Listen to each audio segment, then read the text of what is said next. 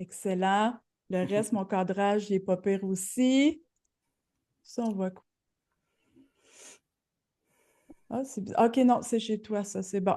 Est-ce que ça te va, Excellent. le cadrage? Est-ce que c'est correct, là? OK. Tout à fait, la lumière est belle. C'est bon. Donc, on a 3 personnes en attente.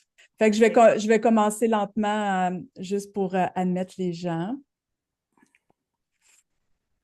Ah, c'est des belles sorties de zone de confort pour moi, hein?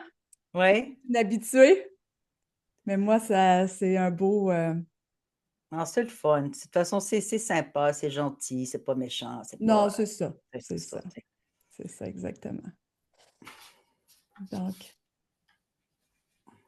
Puis il y a des femmes aussi, peut-être des exemples de femmes que j'admire beaucoup, là, tu sais. Hélène oui. Mirren, Emma Thompson, je veux dire, il y a des Mhm. femmes absolument magnifiques, alors que voilà. OK, je te laisse tranquille. Bonjour tout le monde. Bonjour Daniel. Bonjour Catherine, Bonjour, bonjour, Patricia. bonjour tout le monde. Bienvenue dans les entrevues sans compromis. Encore une fois, on est rendu à la 4e entrevue. Et quand je réfléchissais à quelle femme j'avais envie d'interviewer, Tina faisait partie de mes personnes préférées parce que ben, on s'est connus, ça fait déjà peut-être un 3 4 ans que tu as fait ta séance photo, Tina? 2 ans, je pense, c'est ça, 2 ans? 2 ans, ouais. Ah, ça va vite. Je pensais 3 que ans ça faisait peut-être 3 ans, peut-être oui, 3 ans. peut-être un petit peu plus longtemps. Et j'admire chez toi ton franc-parler, ta dédication, comment tu t'exprimes d'une façon tellement honnête, je vais le dire comme ça. Donc, je trouvais que ça faisait parmi les personnes que j'ai choisies, chacune, vous aviez vos forces et ben, je suis bien contente de te parler aujourd'hui. Merci d'être là. Ben, merci de me recevoir, Julie. Merci. Merci beaucoup. Merci. Bonjour tout le monde. Donc, hier, tu as célébré ton anniversaire, donc j'en Eh profite oui, pour te souhaiter bonne fête. 6 ans, ouais. donc comment on se sent à 66 ans? Ben, disons qu'on se sent un peu bousculé dans ce sens que là, tout à coup, quand on a 40, 50, 60, ça va. Mais le 66, c'est comme on bascule vers le 70. Tu vois? Oui. On bascule. Donc, c'est une autre perception de la vieillesse. Donc, j'embrasse un autre volet Mm. et c'est le début du chemin d'un autre volet. Parce que jusqu'à 60, 65, bon. Puis après ça, mais quand tu reçois tes papiers du gouvernement pour la retraite, il y a un Ah petit choc oui, qui s'installe. Là, tu ah vois, tu dis, oui, oups, hein? OK, d'accord, l'âge d'or, on a des réductions chez Jean Coutu. Tu vois, c'est une autre dynamique qui fait comme, OK, ça réveille un petit peu. Là. C'est pas la carte étudiante, disons. Mhm. Non, on est à une autre étape. Puis tu me dis que ton papa a eu 104 ans. Mon père a 104 ans et Wow. demi. Ouais, Une- donc il est assez en forme. Malgré tout, il a un corps, voilà, c'est un petit peu cognitif, là, que c'est un petit peu moins, là, mais ça donne des bonnes gènes, disons. Ben oui, puis tout le rapport avec le fait que tu es encore ton papa, mais tu as perdu ta mère quand même assez jeune, ta Ouais. sœur aussi. J'aimerais ça que tu me parles un petit peu de cette relation-là, de cette... Oui. Ouais, ben voilà, ma mère est morte à 54, ma sœur à 60. Donc c'est sûr que ça nous remet en question quand on arrive dans ces âges-là. On dit, bon, ben on n'est pas éternel.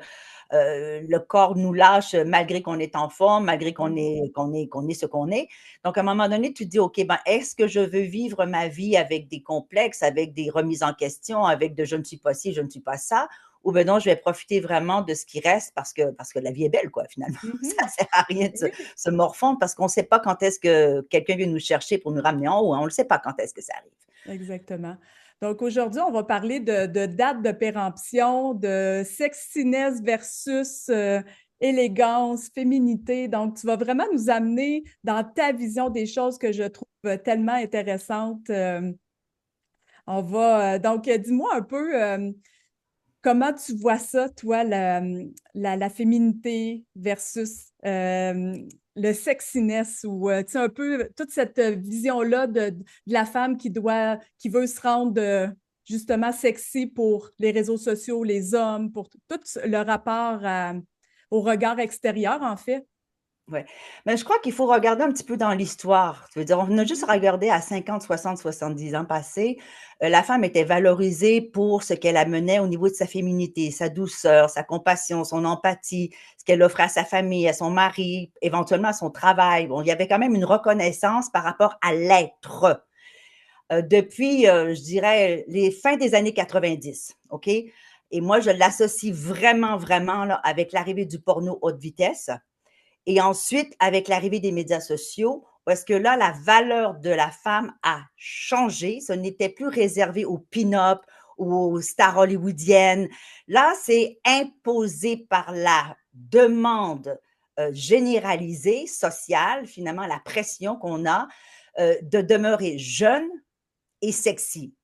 Donc, la valeur du féminin a basculé entre les valeurs de la mère, de l'épouse, de la travaillante, de la sœur, de l'amie, de la voisine, tu vois. Elle a changé, elle a complètement basculé vers, et là, je vais être un petit peu crue, tu me connais, dans sa capacité à faire bander.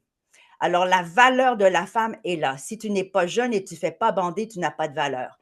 Donc là, on voit tout un mouvement de jeunes, de très jeunes, qui se mettent dans cette situation-là.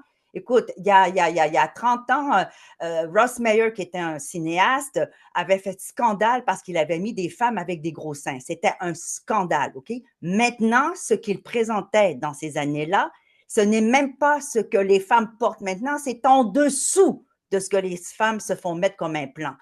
Quand on est rendu qu'on est passé du C au double, triple D comme norme, là, on se dit, mais ça sert à quoi? Pour qui on fait ça? Je suis désolée, c'est quand même pas confortable tout ça, tu vois. Donc, c'est vraiment encore dans l'idée, si tu n'es pas jeune, si tu n'as pas des gros seins, si tu n'as pas des grosses fesses, si tu n'as pas, voilà, tu n'es pas valide, tu n'es pas validé parce que tu ne fais pas plaisir au regard masculin. Et c'est un problème. Et toi-même, tu as parcouru un chemin aussi avec, je sais que tu as eu des implants, tu les as fait enlever, tu as toute qu'une histoire aussi qui va paraître dans ton livre, justement, où tu vas raconter un peu tout ce parcours-là. Et pour toutes celles qui sont présentes, restez jusqu'à la fin parce qu'on va faire tirer, Tina fait tirer un exemplaire de son livre à venir.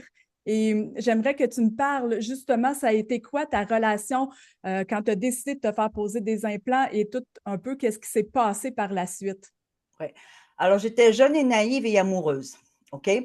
J'avais 24 ans, on parle de ça, écoute, c'est 85, là, c'est loin, là. Et puis, sous la pression, évidemment, de mon nouvel amoureux, j'ai fait poser des implants. Donc, ce n'était pas du tout mon objectif parce que mon corps, depuis que je suis toute petite, moi, j'étais ballerine. Oui. Donc, mon corps, des seins, ce n'était pas pratique du tout. Je veux dire, ça, on n'en avait pas besoin. Donc, c'était vraiment sous une pression, vraiment, que je l'ai fait. Bon, j'en ai profité, entre guillemets, tout ce temps-là. Et puis, mal soigné, mal suivi, des médecins vraiment, ben là, je suis au Collège des médecins en dénonciation, là. Donc, j'ai fini par être complètement empoisonnée par le silicone. J'étais très, très malade. Je suis encore malade à cause du silicone. Donc, je les ai fait enlever en urgence il y a à peu près 3 ans, là. Et puis, c'est un choc épouvantable parce que soudainement, on n'a pas juste le sein qui est vide, j'ai aussi le sein d'une femme de 60 ans, OK, qui a allaité 4 enfants. Donc, c'est sûr que ça a une autre dimension. Alors, l'acceptation de ce corps-là est quand même, ça, j'ai une petite émotion, ce n'est pas facile. Le regard, évidemment, de l'extérieur du mari non plus. Moi, je suis mariée depuis 40 ans avec le même homme. C'est lui qui me les a fait poser. On était encore ensemble. Donc, même pour lui, son regard a changé. Donc, même notre sexualité aussi, il faut la reprendre d'une autre façon. Je ne trouve aucun sous-vêtement. Mais quand on dit aucun, c'est aucun sous-vêtement qui me fait, tellement que j'ai plus rien. Donc là, c'est aussi la dimension de dire, wow, on favorise la féminité des femmes avec des seins, mais on enlève complètement la possibilité à une femme sans sein d'être aussi féminine par la lingerie, par l'expression de son corps, la façon dont elle se présente. Il n'y a rien pour les femmes dans mon état. Donc, c'est un peu difficile de dire d'être nié à ce point. Tu vois, donc, j'ai contacté des designers, j'ai contacté des compagnies, puis ils m'ont dit, ben, on n'a rien, on n'a rien, on n'a rien. Donc, c'est des petits bralettes beige plates que personne ne veut mettre même devant n'importe qui, tu vois. Donc, ça, je trouve ça un petit peu dur de dire, si tu n'as pas ces atouts-là, eh bien, tu n'existes pas en tant que femme féminine. Tu vois, donc il faut reprendre une autre façon de présenter mon corps à mon mari, finalement, et à moi-même, sans les artifices qu'on peut acheter en magasin, quoi. Puis, ben, ça me fait penser à tes cheveux. Tu sais, tu as des grands cheveux longs. Est-ce que tu as toujours eu cette longueur de cheveux-là? Puis est-ce qu'il y a un lien aussi avec ta féminité, puis trouver d'autres façons aussi de te sentir féminine? C'est sûr que le cheveu long, c'est un atout féminin depuis la nuit des temps, d'accord? Moi, je les ai gardés longs, ça fait pas si longtemps que ça doit faire je dirais peut-être une quinzaine d'années que j'ai les cheveux longs, vraiment longs toujours, là. Je les ai eu courts, longs, rouge, bleu, vert, je les ai toutes les couleurs possibles et imaginaires. Là, je suis stable dans mon allure de brunette. Et je vais te dire que c'est au-delà de la féminité. Oui, c'est ma signature. Les gens me reconnaissent de dos parce que j'ai les cheveux jusqu'aux fesses. Mais au-delà de ça, c'est pour moi, c'est une connexion spirituelle avec l'univers. Hein. Les Indiens, les Oui. Amérindiens, il y a une connexion spirituelle. Le passé, les émotions passent à travers les cheveux. Mhm. Donc, moi, à chaque étape de ma vie, à tous les ans, tous les 2 ans, je coupe les cheveux un peu pour enlever les mauvaises énergies, mais je garde aussi mon passé émotionnel à travers mes cheveux parce que c'est mon histoire et j'ai l'impression effectivement d'avoir une certaine connexion spirituelle avec cet outil-là. Donc, Mhm. c'est précieux pour moi, les cheveux, et j'ai la chance, à mon âge, d'avoir des cheveux magnifiques, là. Magnifique, magnifique. Je m'en souviens là, pendant les photos à quel point j'étais impressionnée par la longueur, l'épaisseur de tes cheveux. Et puis oui, je connais toute la sensibilité, toute la connexion aussi avec la féminité. J'aimerais ça que tu me parles un peu. Bon, moi, je vais avoir 50 ans bientôt, là, dans même pas un mois. J'avais très hâte d'avoir 50 ans. Et là, c'est drôle parce que plus que je m'approche, là, je me rends compte que ben, mes hormones sont différentes. Je commence à avoir peut-être que là, j'ai un petit peu plus d'inconfort avec le fait de justement de m'approcher de ma ménopause. Et tu en parlais aussi, on a discuté un petit peu avant d'entrer officiellement avec le Zoom là, sur la ménopause, le regard à soi, le regard des hommes, comment on devient aussi un peu invisible avec l'âge. J'aimerais ça que tu m'en parles un peu plus. Ben déjà, on ne parlait pas de ménopause il y a 15-20 ans. OK? C'était tabou, on n'en parlait pas. C'était juste des sorcières hystériques qui étaient insupportables et qu'on trompait parce que, voilà. C'était ça, la femme ménopausée. C'était bonne pour la poubelle, c'est plus fertile, c'est plus bandant, on en débarrasse. Maintenant, on a compris hein, que la ménopause, c'est pas une fatalité. On a des médecins féminins qui se sont informés, qui ont dit, ben voilà, on peut soulager, on peut aider les femmes à passer à travers cet état naturel qui est quand même sévère, on s'entend, là. Je ne sais pas qui a décidé de faire ce dossier-là, là, mais disons qu'il n'a pas été très gentil, là. C'est pas nécessaire, tu vois. Puis parce qu'évidemment, il y a les inconforts, hein, les chaleurs, la sécheresse, bon, il y a tous les inconforts que maintenant, on est capable de s'occuper. On s'occupe de ça. On n'a plus besoin d'avoir ces souffrances-là. Moi, je me suis remis sur les hormones à 63 ans, OK? Mon médecin Ah n'a oui. jamais voulu m'en donner, mais j'ai commencé à 63 ans, puis franchement, ça me calmait un peu parce que cette hystérie-là, là, effectivement, c'est complètement débilitant, tu vois là?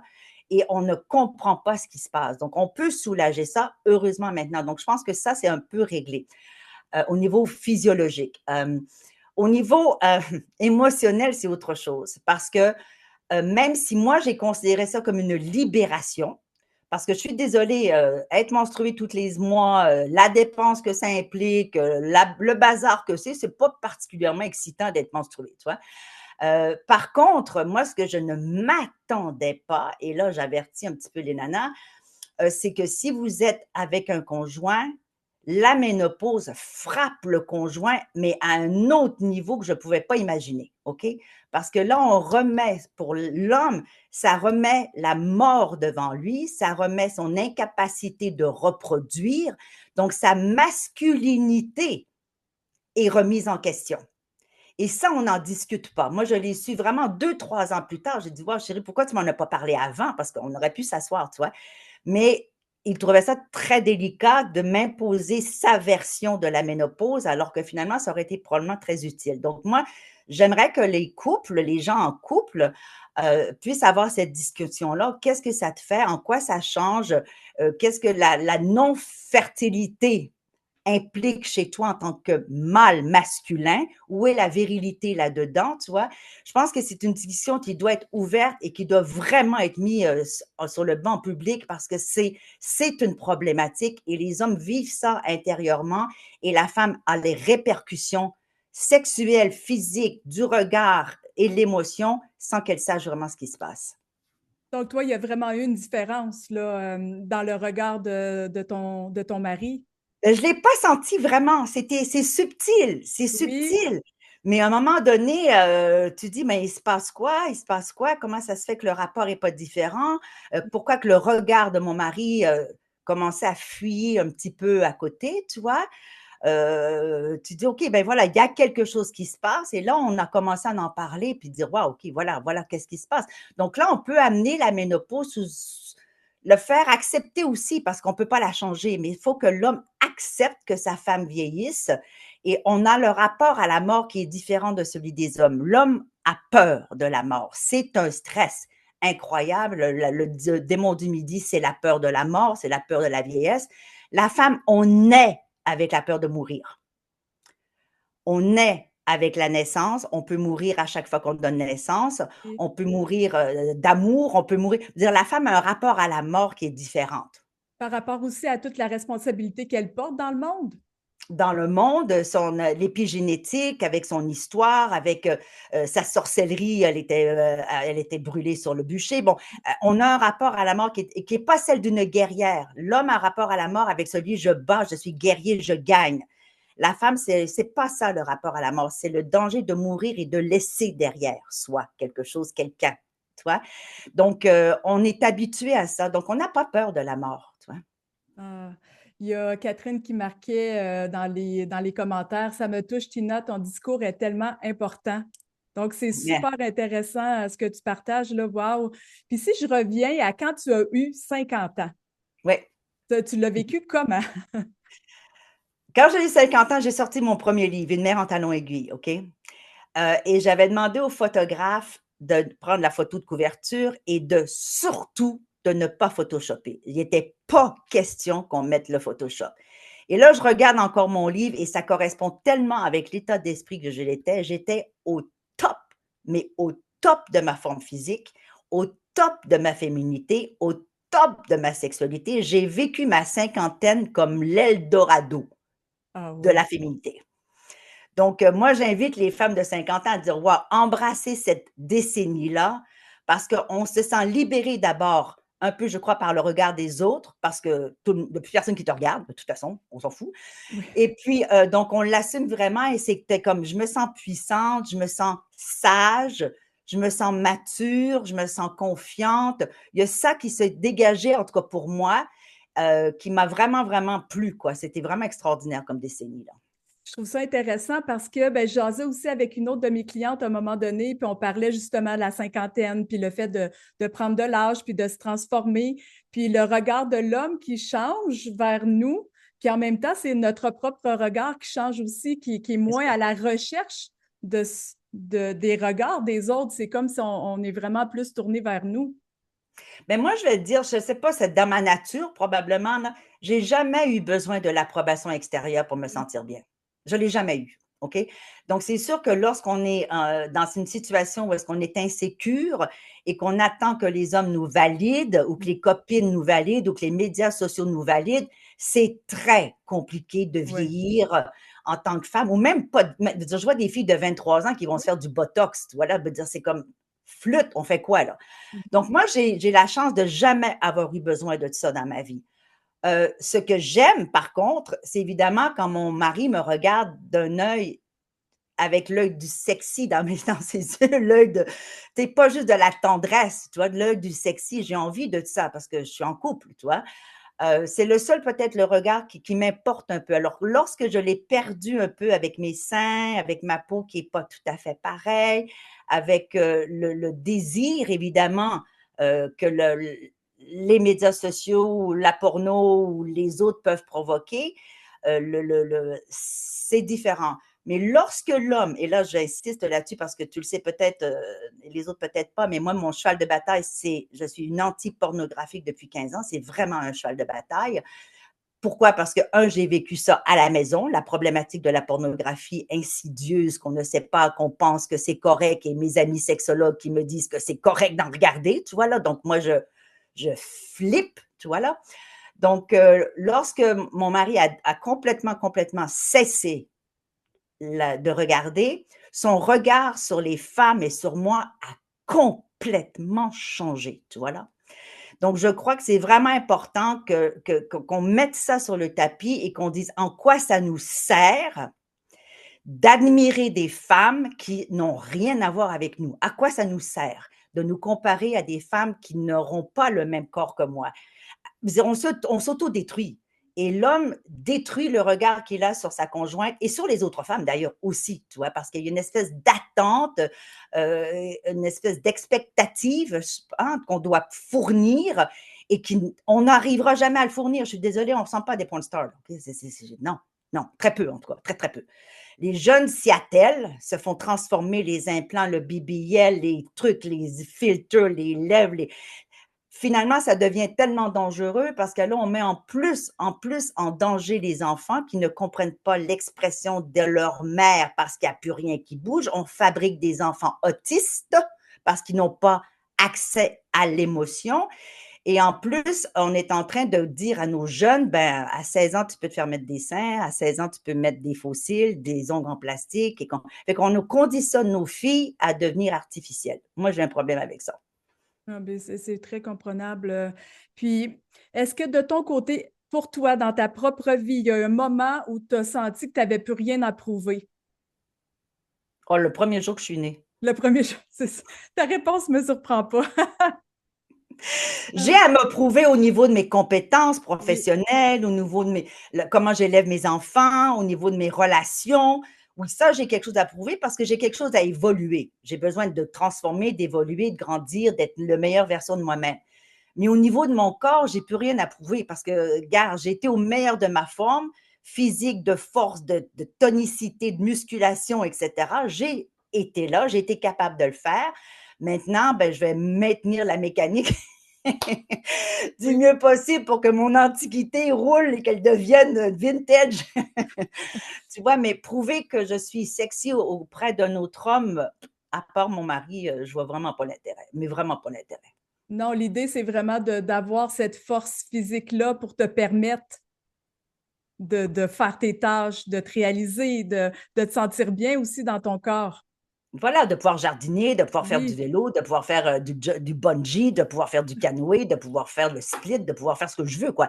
Si ton corps est agile et fort, qui pèse, moi je pèse 103 livres, mais quelqu'un qui en pèse 250, ça n'a aucune espèce d'importance. Tu vois, moi j'ai une amie qui est vraiment mais, méga BBL, là, là, mais j'ai jamais vu une femme aussi sensuelle de ma vie, tu vois là.